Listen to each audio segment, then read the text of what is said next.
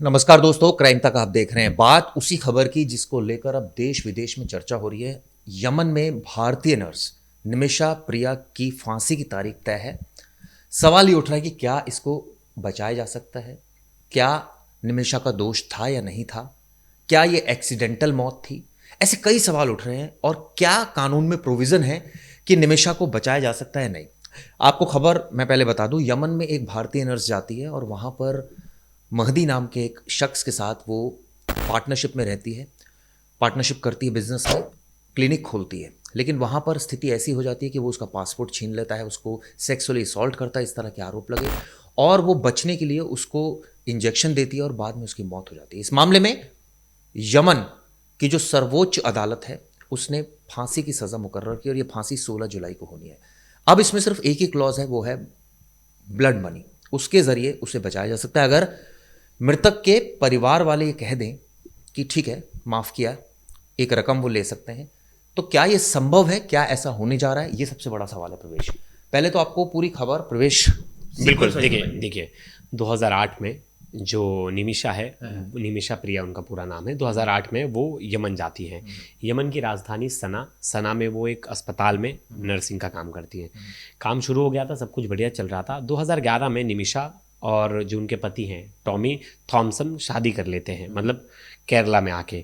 अब वो थोड़े दिन यहाँ रहते हैं और वो देखते हैं कि यमन में उनका बहुत कुछ अच्छा था, अच्छा रेवेन्यू जनरेट कर रहे थे, अच्छा पैसे कमा रहे थे, तो वो वापस यमन चले जाते हैं दिसंबर 2012। मतलब 2008 में एक बार गए थे, अब दोबारा शादी करके 2011 में शादी की, फिर एक साल रहे और दिसंबर 2012 में ये वापस वहाँ चले गए। उनको फिर वहाँ बेटी को उन्होंने जन्म दिया। अब क्या था कि थॉमसन जो था वो थोड़े टाइम बाद जो है वहाँ सिचुएशन थोड़ी सी ख़राब हो गई थी, तो अपनी वाइफ को लेकर 2014 में वापस कोची लौट आए। और उनके वहाँ ना थोड़े से ना फाइनेंशियल वो बचे थे, लेनदारी ये सब बची थी। तो निमिषा वहीं रुक गई थी और उसका अगर वो नौकरी छोड़ती तो उसका वेतन रुक जाता और पैसा रुक जाता।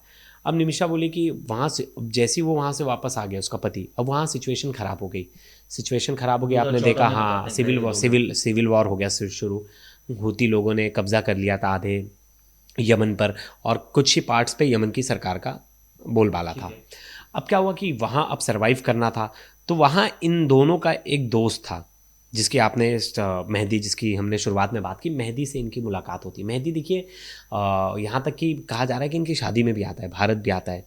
और ये लोग बिज़नेस स्टार्ट करना चाहते थे। निमिषा वहाँ बिज़नेस स्टार्ट करना चाहती, business in mean nursing home start करना चाहती थी।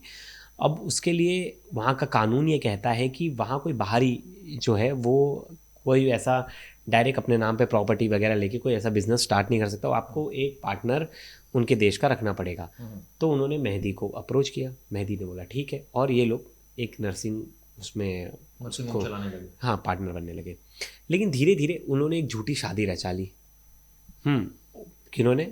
मेहदी ने और निमिषा ने, कि बस वहाँ की वो मिल जाए, नागरिकता मिल जाए और वहाँ वो कर पाए। इस तरह की भी बातें प्रवेश आई कि ये झूठी शादी नहीं थी, बल्कि कुछ डॉक्यूमेंट्स के साथ फॉर्जरी की गई और एडिटिंग की गई, जिसके नहीं नहीं, बेसिस ये पर महदी ने एडिटिंग वगैरह नहीं की, क्योंकि उस हॉस्पिटल को चला रही थी, और नहीं तो हॉस्पिटल से वो नर्सिंग होम चला ही नहीं पाती निमिषा। तो निमिषा को बाकायदा सब चीज़ पता थी, सब चीज़ थी, और निमिषा ने ये बात बाकायदा कोर्ट में एक्सेप्ट की है। वो निमिषा का जो वो है, उसका जो मतलब वो कहते हैं ना, हम शुरुआत में जो उनकी गवाही ली जाती है, तो उसमें उन्होंने बताया सब चीज़ें। अब सुनिए क्या होता है, अब वो उनके साथ रहने मतलब उनके साथ पार्टनरशिप में आ जाती है। लेकिन क्या करता है, इसका लालच बढ़ जाता है, जो जो शख्स है उसका लालच बढ़ जाता है मेहदी का, और वो क्या करने लगता है, वो उसे टॉर्चर करना शुरू कर देता है, वो उसके कनेक्शन में आना शुरू कर देता है। ये वो उसे फिजिकल असॉल्ट करता है, सेक्सुअली असॉल्ट करता है, उसकी रेप करने की कोशिश करता है बहुत बार, और एक तरह से पति का हक जताना शुरू कर देता है।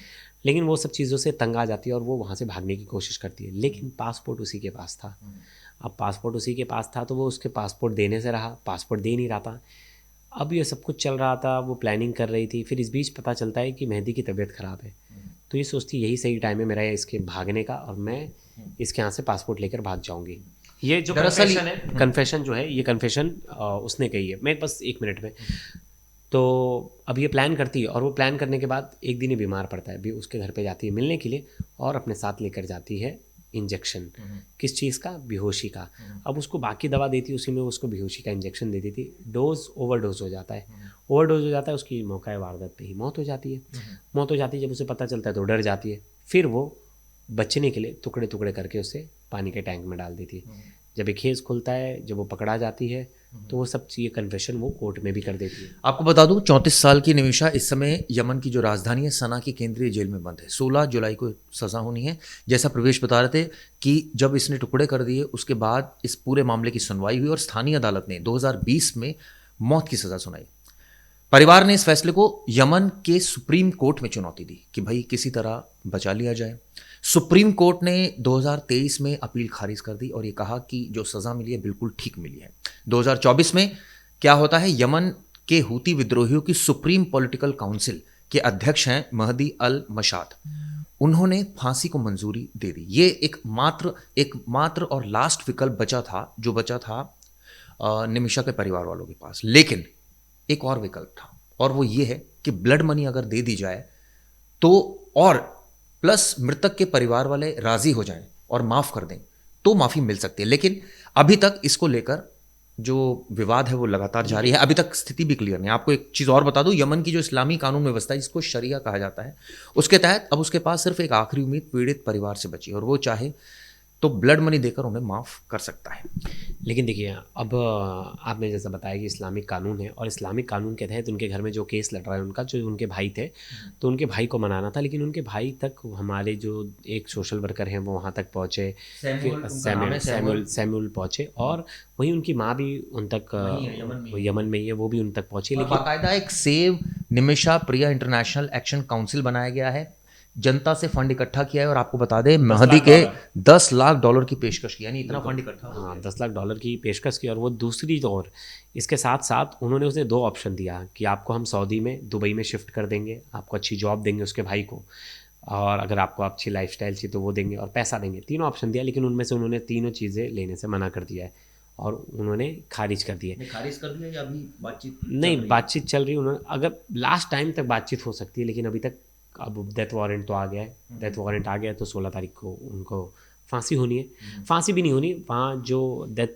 प्रोसेस है वो 2 तरह से। चिराग जी, पहले तो 3 लोग गोली मारते थे, 3 में से किसी एक की गोली लगती थी। अब होता है आपको ज़मीन पर उल्टा लेटा देंगे, गद्दा नीचे रख देंगे, आप बोलोगे तो, और आपको पीछे आप नहीं देख सकते, और आपके पीठ पे गोली मारेंगे, और लास्ट आपको शॉट मारेंगे छाती पे, जिसके बाद आपकी मौत हो जाएगी। अब ये सब चीज़ है, तो उनके भाई जो है वो मानने को तैयार नहीं है, वो ब्लड मनी लेने के लिए रेडी नहीं है। अब देखिए, ऐसे में विकल्प क्या बचता है? सबसे इम्पोर्टेंट चीज़ है, पहले मैं आपको बताता हूँ भारत सरकार का इस पर क्या प्रतिक्रिया है। दरअसल भारतीय विदेश मंत्रालय ने एक बयान जारी किया है और इसमें हर संभव मदद का आश्वासन मिला है। लेकिन मदद कैसे होगी जब वहाँ की जो सुप्रीम, एक तरह से कहा जाए, कोर्ट है, और वहाँ की एक तरह से कहा जाए पॉलिटिकल जो काउंसिल है उसने ही जब अप्रूव कर दिया है, और ऐसे में ब्लड मनी का भी बातचीत चल ही रही है, तो बहुत मुश्किल लग रहा है। लेकिन जो रणधीर जायसवाल है उनका क्या कहना है, हमें निमिषा प्रिया को यमन में मिली सज़ा की जानकारी है। हम ये समझते हैं कि प्रिया का परिवार सभी मौजूद विकल्पों की तलाश कर रहा है, मौजूदा विकल्पों की। तो इसका मतलब ये माना जाए कि वो उनके ऊपर डिपेंडेंसी है कि वो कर रहे हैं, मतलब हम कर रहे हैं या नहीं कर रहे, इसका क्या मतलब भारत सरकार की इस बात से? एक और चीज़ की प्रॉब्लम है, समझिए, हमारे डिप्लोमेसी रिलेशनशिप हूती के साथ नहीं है। हमारी वहाँ एम्बेसी नहीं है, हमारी एम्बेसी में भी वहाँ कोई काम नहीं कर रहा, क्योंकि आपको समझना पड़ेगा, वो जब वहाँ सिविल वॉर हुआ तो विद्रोहियों ने, मतलब जो हूती हैं, उन्होंने उस पर कब्ज़ा कर लिया, सना पे। सना जो है वहाँ की सरकार से, केंद्र से हट गया, मतलब वहाँ की सरकार से वहाँ का कंट्रोल हट गया, विद्रोहियों का कब्जा। हाँ, कब्जा हो गया। अब हूतियों के साथ हमारी कोई बातचीत नहीं है। हमारे जो काउंसलेट जनरल हैं दुबई के और सऊदी अरब के, वही उन्हीं को मिला है, वहीं का इंचार्ज, लेकिन ऑफिस वहाँ नहीं है, प्रिसाइडिंग ऑफिस नहीं है, वहाँ कोई है नहीं हमारा अधिकारी जो वहाँ, क्योंकि सिविल वॉर हुआ तो हमारे लोग भी आ गए, और हमारे यमन के साथ कोई ऐसा पुराना कोई अच्छा रिश्ता रहा नहीं। इसका क्या मतलब माना जाए? एक ही चीज़ हो सकती है, यमन के जो सुप्रीम पावर लीडर्स हैं, अगर उनसे बातचीत की जाए, एक तरीका है, उनसे बातचीत की जाए, वो मानते हैं, और वो घर वालों को अगर बोलते हैं कि आप ब्लड मनी ले लो, माफ़ कर दो, क्योंकि देखिए वो तो पावर में लड़ वड़ के ही आए हैं, अभी उन्हें सबसे ज़्यादा मॉनेटरी फंड की ज़रूरत है। अगर वो उनके परिवार को बोलते हैं तो शायद निमिषा की जान बच सकती है। नहीं तो क्या भारत सरकार, लग रहा है आपको कि इस लेवल पर जाके टॉक्स नहीं, आज मैं एक खबर पढ़ रहा था जिसमें ट्राई किया जा रहा है कि हूथी सरकार से बात करने की कोशिश की जा रही है, और उसमें बिना विलंब किए हमारी जो टीम है वो वहाँ पहुँची भी है और वो उनसे बातचीत कर रही है। इस तरह की खबर अभी सामने आ रही है। लेकिन वही बात है चिराग जी, अगर जब तक परिवार नहीं चाहेगा और जब तक वहाँ की सरकार नहीं जाएगी, जब तक 1% भी पॉसिबल नहीं है कि निमिषा की जान दो ही बच जाए। तरीके मुझे लग रहा है, अगर सरकार ने इंटरवीन नहीं किया या फिर वहाँ जो कानून है उसके अकॉर्डिंग काम नहीं हुआ, ब्लड मनी अगर एक्सेप्ट कर ली तो अलग बात है, अदरवाइज तो कोई ऑप्शन बचता नहीं। बिल्कुल नहीं, बिल्कुल ऑप्शन नहीं बचता, क्योंकि उन्हें वो रेयर ऑफ रेयरेस्ट की कैटेगरी में रख के इन्होंने सज़ा दी। और इस्लामिक कानून में जो शरिया कानून है उसमें भी यही सब चीज़ें हैं कि आपको उनका परिवार ही बख्श सकता है या तो उनके जो सुप्रीम लीडर हैं वो। आपने देखा होगा दुबई का एक केस था अभी रिसेंटली, रेप केस था, जिसमें वहाँ के प्रिंस ने उन्हें वो किया, दया याचिका उनकी एक्सेप्ट कर ली और उन्हें वो दे दिया। आपको बता दें, निमिषा की जो माँ है उनका नाम है प्रेमा कुमारी, वो यमन में ही है और 2024 से है। उन्होंने 2023 में दिल्ली हाई कोर्ट में एक पिटीशन दायर की थी। उसमें क्या कहा था, महदी के निमिषा के घर से उसकी शादी की तस्वीरें चुरा ली थी। आरोप लगाया था महदी पर और कहा था कि बाद में इससे छेड़छाड़ कर दावा किया कि उसने निमिषा से शादी कर ली। ये आरोप था मदर का। इसमें यह भी कहा गया था कि महदी ने कई मौक़ों पर निमिषा को धमकियां दी, उनका पासपोर्ट रख लिया और निमिषा को जब इसकी शिकायत पुलिस को की उसने, तो उल्टे पुलिस ने उनको 6 दिन के लिए जेल में बंद कर दिया। अब ऐसा क्यों किया पुलिस ने, यह आरोप अगर सच है तो। इसके बाद निमिषा के पति थॉमस को 2017 में महदी की हत्या की जानकारी मिली। थॉमस को यमन से खबर मिली, निमिषा को पति की हत्या के मामले में अरेस्ट कर लिया गया था और वो चौंक गए थे जब उनको ये पता चला भाई पति तो मैं हूं। महदी का शव जो है वो पानी की टंकी से मिला था, जैसा प्रवेश भी बता रहे थे। 1 महीने बाद निमिषा को यमन की सऊदी अरब से लगती सीमा से अरेस्ट किया गया था। इस तरह की जानकारी है। एक रिपोर्ट है जो बीबीसी ने छापी है, उसके अनुसार दिल्ली हाई कोर्ट में जो याचिका दायर हुई थी उसमें कहा गया था कि महदी ने क्लिनिक के स्वामित्व वाले दस्तावेज में छेड़छाड़ कर उसे अपना बताया था और क्लिनिक से वो पैसे भी लेने लगा और निमिषा का पासपोर्ट उसने रख लिया था। यानी एक तरह से कहा जाए मॉनेटरी फायदा वो लेने लगा, जबकि जो सारी इन्वेस्टमेंट थी वो निमिषा की थी। 50 लाख रुपए उसने दोस्तों अपने रिश्तेदारों से जुटाए थे, वो लेकर गई थी यमन में और उसके बाद वहाँ उसने क्लिनिक स्टैब्लिश किया था। आप सोचिए, उसने मेहनत से अपनी ये सब कुछ किया था। पहले वो नौकरी करती थी, लेकिन जब बाद में उसने क्लिनिक स्टैब्लिश किया तो फिर विवाद होने शुरू हो गए। फिर ये आरोप लगाया गया कि फोटोग्राफ के साथ छेड़छाड़ की गई, फिर उसको जेल में डाल दिया गया। उसके बाद फिर उसने इस गुस्से में इस तरह की घटना को अंजाम दिया। बिल्कुल बिल्कुल, बताया तो यही जा रहा है और यही मुझे लगता है कहीं ना कहीं सच भी है, क्योंकि उन्होंने जो कन्फेशन है उन्होंने ये सब चीज़ें बताई हैं। लेकिन वही बात है, सरकार देखती है और हमारी भारतीय सरकार भी होती है, मतलब जुडिशरी होती है, तो यही देखती, मर्डर तो नहीं कर सकती। आपके साथ कुछ भी हो रहा था तो आप उसकी कंप्लेंट करते, जो वहाँ की भी गवर्नमेंट की बोल रही थी उस समय पे। इंडियन गवर्नमेंट भी होती और इंडियन जुडिशरी सिस्टम भी होता, तो यही बोलता कि आपको कंप्लेंट करनी चाहिए था, आपके साथ कुछ गलत हो रहा है तो आपको इस तरह से जान नहीं लेनी चाहिए थी, टुकड़े टुकड़े नहीं करनी चाहिए, जो वहाँ की जुडिशरी में उसकी बात कर रहा हूँ। एक खबर और छपी है जिसमें ये बताया, थॉमस के हवाले से कहा गया है कि उन्हें कोई ठीक नौकरी नहीं मिली थी, वहाँ आर्थिक दिक्कतें थी। 2014 में वो अपनी बेटी के साथ कोच्चि वापस आ गए थे। उसी साल निमिषा ने कम वेतन वाली नौकरी छोड़कर क्लिनिक खोलने का फैसला किया था। यही वो वक्त था जब, यानी 14-15 की बात रही होगी, जब महदी की एंट्री होती है और उसके बाद ये पता चलता है वो तो एक कपड़े की दुकान चलाता है।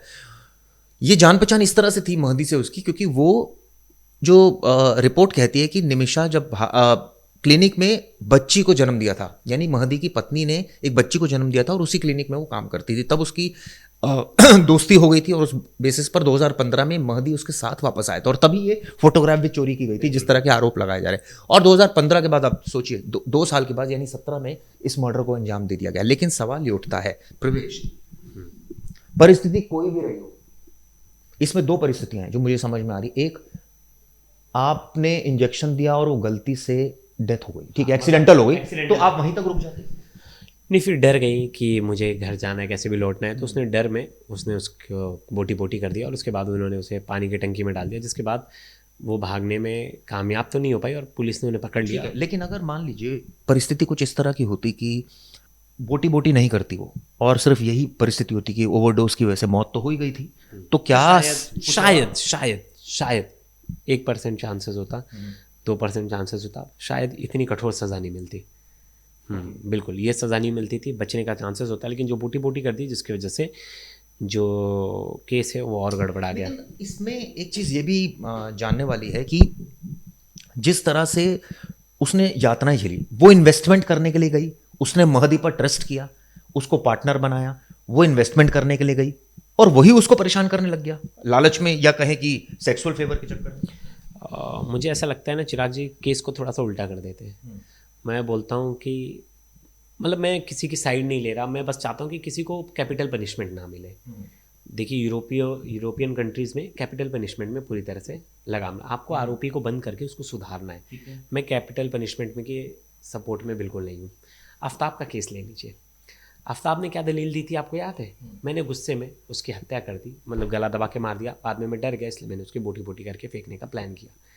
लेकिन मुझे लगता है भारत में कोई भी आफ्ताब को माफ़ करने के तो मूड में नहीं है। ना मैं हूँ, ना आप है, ना कोई भी नहीं है। हर कोई चाहता है कि उसको कड़ी से कड़ी सज़ा हो। अब उस देश में भी सेम चीज़ है, उस देश के लोग भी निमिषा को बहुत बड़ा कल्प्रिट मानते हैं। वहाँ की खबरों में निमिषा के बारे में बड़े बड़े अक्षरों में छपा।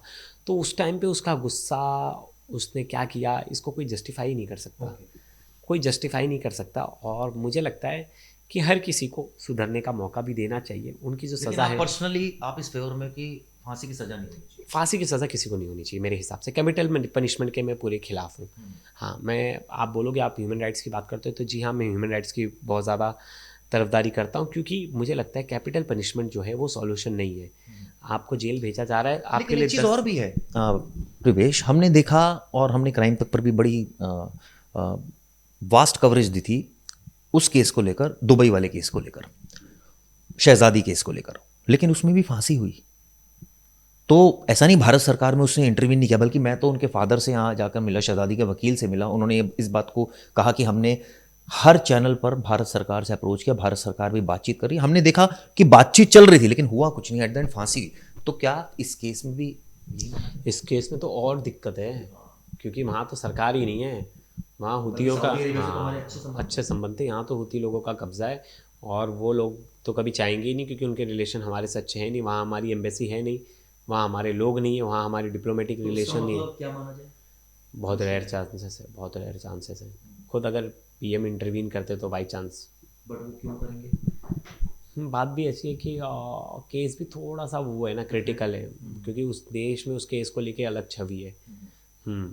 अगर समझिए, मैं बोल रहा हूँ कि कोई भी परिस्थिति थी, अब उससे अनजाने में हुई गलती है या जो भी है, फिट ऑफ रेज, मैंने कल एक बात कही थी ना, हमने जब हम कह रहे थे कि जेल में कितने सारे लोग फिट ऑफ रेज के चक्कर में और गुस्से में किए हुए इंसिडेंट की वजह से जेल में बंदे, और उसे भी नहीं पता था निमिषा को कि जो इंजेक्शन दे रही है बेहोशी का, वो ओवरडोज हो जाएगा और उसकी मौत हो जाएगी। जैसे हमने डिस्कस किया, काफ़ी इंपॉर्टेंट बात थी कि अगर पुलिस का कहना है कि जानबूझकर उसने ओवरडोज दिया जिससे उसकी मौत हो जाए, जो पुलिस इन्वेस्टिगेशन बोल रही है। और उनके, क्योंकि वो नर्स थी, उसको पता था कि किस आदमी को कितनी डोज देनी है, किस मात्रा में। ये उनका आरोप है, जो फैमिली वाले, उनका आरोप है। तो अब कोई भी है कि अब कौन सच है कौन झूठा, अब इस पर बहस नहीं होनी चाहिए। सबसे बड़ी बहस है कि किसी की जान नहीं जानी चाहिए। कैपिटल पनिशमेंट तो मेरे हिसाब से कहीं भी वाजिब नहीं है, किसी की जान लेना मुझे नहीं लगता। यमन इस्लामिक देश है और ऐसे में सऊदी अरेबिया से हमारे अच्छे संबंध है, लेकिन यमन से ऐसे संबंध नहीं है। बिल्कुल नहीं, तो बहुत ज़्यादा मुश्किलात होने वाली। और जब वहाँ सिचुएशन ख़राब हो रही थी तो बहुत बार हम भारतीय, जो मुझे लगता है ये स्टोरी सबके लिए एक सीख भी है कि अगर जिस देश से हमारे रिलेशन अच्छे नहीं है, वहाँ रिस्क लेना, काम करना, मुझे लगता है कि और ज़्यादा रिस्की है। बिल्कुल सोच समझ के हमें थोड़ा सा डिसीजन लेना चाहिए। कहीं ना कहीं वहाँ सिविल वॉर वाला सिचुएशन जब आ गया तो निमिषा वहाँ से भाग कर निकल नहीं पाई, और जब उसने सोचा कि मैं यहाँ से निकल जाऊँ, तब उसके साथ इतना कुछ गलत हुआ।